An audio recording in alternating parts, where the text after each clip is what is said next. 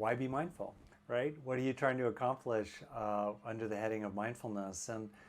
And there I think it's helpful to be very clear what we mean by that word mindfulness. Sometimes what we're trying to accomplish is have kids be nicer to each other.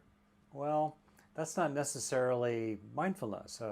For example, a burglar can be very, very mindful and not very nice to other people. Nice to people is a separate, distinct thing, right?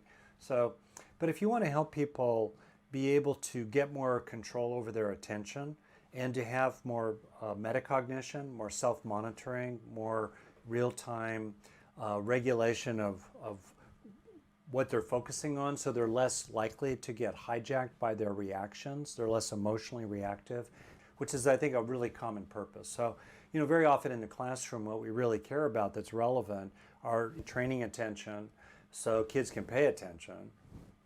Paying attention is the front end of any kind of learning. And second, so they have more control over their emotions and their impulses, regulation. So what I would go for, and what I think research generally suggests, is to do small practices repeatedly. A minute, a mindful minute. You get the egg timer or something, you turn it over, you put the clock on, or you just challenge kids. I find it's useful to challenge kids. How long is the typical breath for a 6-year-old or a 16-year-old? And then say, okay, can you pay attention to 4 breaths in a row? That's probably a threshold where a lot of people can do that, but by the 6th breath, it's hard. So get three breaths in a row.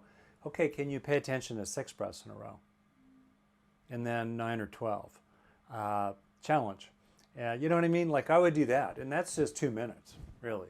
But to do that once a day, that's an interesting one. So I think I'd rather have 5 minutes a day, 5 days a week, than 25 minutes as a block on Friday.